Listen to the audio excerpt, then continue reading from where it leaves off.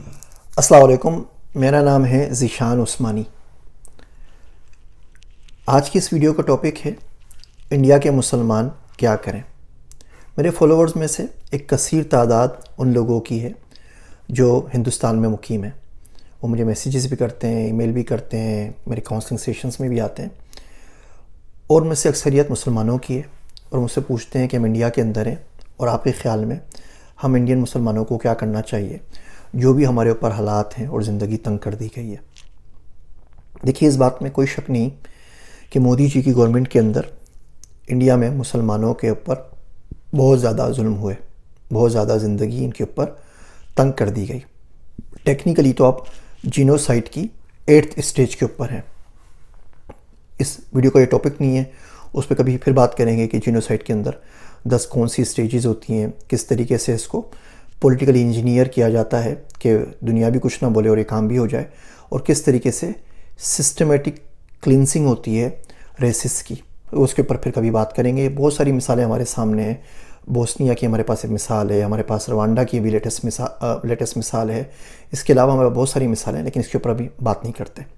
तो ये बात बिल्कुल ठीक है कि आपके ऊपर बहुत ज़्यादा जुल्म हो रहा है और आपकी सिस्टमेटिक क्लिनसिंग हो रही है। आप सिर्फ बयानात देख लीजिए।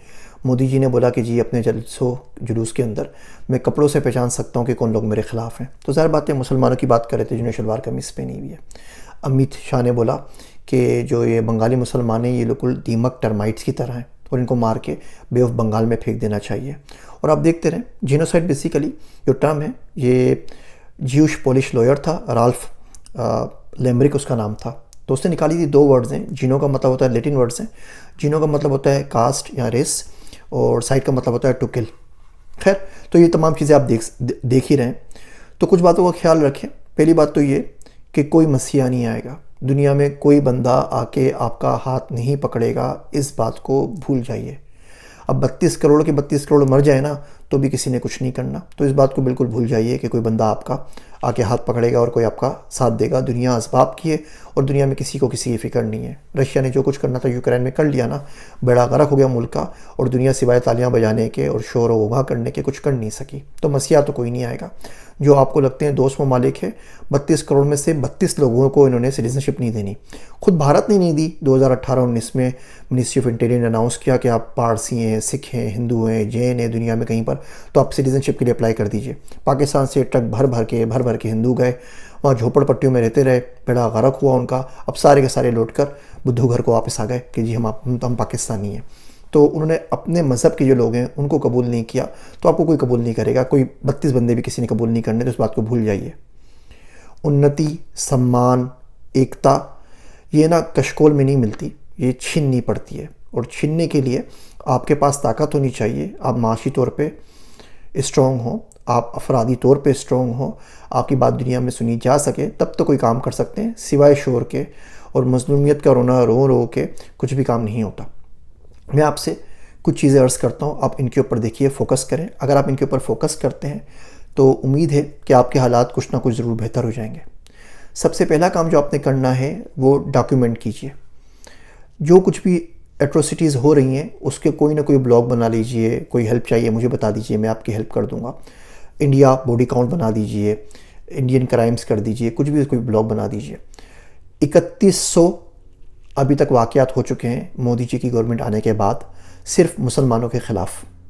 आप उसमें जो चाहे लिख दीजिए। आप फेब इंडिया की कंपेन लिख दीजिए, वो उन्होंने जश्न रिवाज जो बनाया था फिर बायकाट कर दिया गया था। आप उसका सिटीज़नशिप अमेंडमेंट एक्ट डाल दीजिए। आसाम के अंदर किस तरीके से लोगों से सिटीज़नशिप छीन ली गई, आप वो उसमें डाल दीजिए। जम्मू एंड कश्मीर में क्या हुआ, आर्टिकल उन्होंने जो रद्द कर दिया। जितनी भी हैं, गाय की गोश्त के ऊपर कितने मुसलमानों को मारा गया, जहाँ जहाँ मुसलमानों के ऊपर तशद्दुद हुआ है, उन्हें मारा गया है, उनकी प्रॉपर्टीज़ जलाई गई हैं, वो सारे के सारे वाक़यात को आप डॉक्यूमेंट करना शुरू कर दें। ताकि आप ये डॉक्यूमेंट कर दें तो एक जीनोसाइड का केस भी बनाया जा सके, इंटरनेशनल क्रिमिनल कोर्ट में भी जा सके, आप इंटरनेशनल फोरम्स के ऊपर बात भी कर सकें कि ये हो रहा है।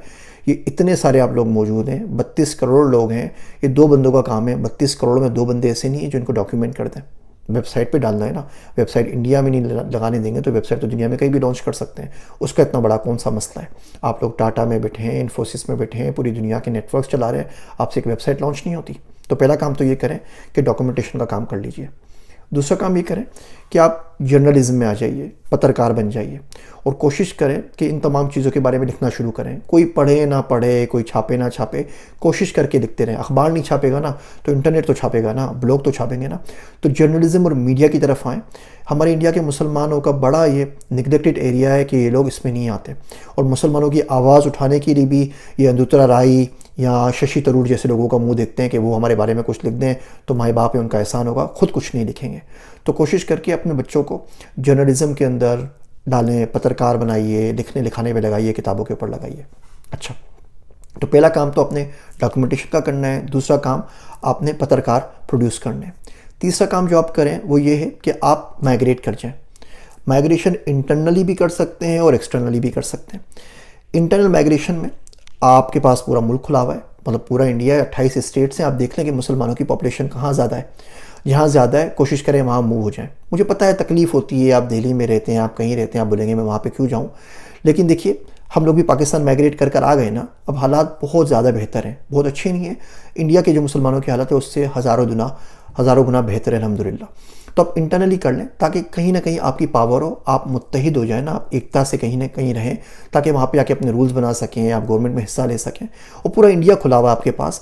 आप नॉर्थ में जाना चाहें तो आप यूपी में चले जाएँ, जम्मू एंड कश्मीर चले जाएँ। उसकी पॉलिसी जम्मू एंड कश्मीर की मुझे नहीं पता क्या जा सकते नहीं जा सकते, यूपी में तो आप जा ही सकते हैं, ताकि आपका गढ़ बन जाए, आप एक जगह मेजोरिटी में आ जाएँ। आप नॉर्थ ईस्ट में चाहें तो आप आसाम की तरफ चले जाएँ, आप ईस्ट में चले जाएँ तो वेस्ट बंगाल में चले जाएँ, बिहार में चले जाएँ, मणिपुर वगैरह, सिक्किम इधर जैसे निकले ताकि आप मेजोरिटी पॉपुलेशन में आए। वेस्ट में आपके पास गुजरात है, वेस्ट में आपके पास फिर राजस्थान है, झारखंड है। साउथ में आप लक्षद्वीप में चले जाएँ, लक्षद्वीप में कोई 96% मुसलमान है। अब 96% मुसलमान है तो बताएं आपको किस बात से ख़तरा है। आप केरला में चले जाएँ, आप कर्नाटका में चले जाएँ, साउथ ईस्ट में अगर आप आते हैं तो आप आंध्र प्रदेश के अंदर चले जाएँ। तो अगर इन 28 में से आप 5, 6, 7, 10 स्टेट्स पे फोकस कर लेते हैं तो आप बड़े आराम से पावरफुल हो सकते हैं। तो आपने इंटरनली माइग्रेट करना है, एक्सटर्नली आपके पास अच्छी स्किल्स हैं, आप अमेरिका यूरोप कहीं निकल जाते हैं तो फाइनेंशियली भी फैमिली को सपोर्ट कर सकते हैं, उनको वहाँ बुला भी सकते हैं अपने पास, वरना इंटरनली माइग्रेट ज़रूर कीजिए। आपने पत्रकार डेवलप करने हैं, आपने हर चीज़ को डॉक्यूमेंट करना है। चौथा काम, आपने अपनी बिज़नेस पे काम करना है। अब मुसलमान बिज़नेस को सपोर्ट करें। अगर आप किसी बड़ी कंपनियों के अंदर हैं वहाँ छोड़कर आ जाएं और अपनी कंपनियाँ खोल लीजिए इन्हीं शहरों के अंदर, सूबों के अंदर जहाँ मैंने आपको बताया। कोशिश करें मुसलमान को हायर करें, कोशिश करें मुसलमान को बिज़नेस दें। कपड़ा चाहिए तो मुस्लिम की शॉप से लें, बंदा रखना है तो मुसलमान रखें। आपस में आप दूसरे को सपोर्ट नहीं करेंगे तो बाहर से आके कोई आपको सपोर्ट नहीं करेगा। हम लोगों का आपस में कोई एकता नहीं है, ये अवेसी ग्रुप बना हुआ है, दारुलूम का ग्रुप बना हुआ है, ये फ़लाँ का ग्रुप बनाए, ये फ़लाँ का ग्रुप बनाए। इस तरीके से कब तक चलेगा, कब तक आप पिसते रहेंगे। बाहर वाले भी आपको मार रहे हैं, अंदर वाले भी आपस में आप लड़ झगड़ के पिस रहे हैं, तो कोई इससे नतीजा निकल नहीं रहा ना। तो कोशिश करके अपने बिजनेसेस को अपनी चीज़ों को सपोर्ट करें। अगला काम आपने करना है, अपने पर्सनल डेवलपमेंट पे काम करना है। इमर्जिंग टेक्नोलॉजीज़ के ऊपर आए, आईटी में आए, साइबर सिक्योरिटी के अंदर आए। देखिए मैं बहुत सारी किताबें लिखता हूँ, मैं गुफ्तगू ऐप का एप्लीकेशन का लिंक यहाँ से शेयर कर लेता हूँ, वहाँ पे आप इंडिया में बैठ के पढ़ सकते हैं, आपको बड़ा फ़ायदा होगा। मेटावर्स पे किताबें, क्रिप्टो करेंसी के ऊपर है, ब्लॉकचेन पर है, एआई पर है, डेटा साइंस के ऊपर है। अभी सिस्टम डिज़ाइन के ऊपर मेरी किताब इंशाल्लाह इस महीने आ रही है, फिर अगले महीने डिजिटल मार्केटिंग भी आ जाएगी। इन सबको पढ़ें। मैंने अपने कोर्सेज यूट्यूब पे डाल दिए हैं, ब्लॉकचेन के ऊपर आ गया है कोर्स पूरा, एआई के ऊपर आ गया है, डेटा साइंस के इस हफ्ते इंशाल्लाह ताला आ जाएगा।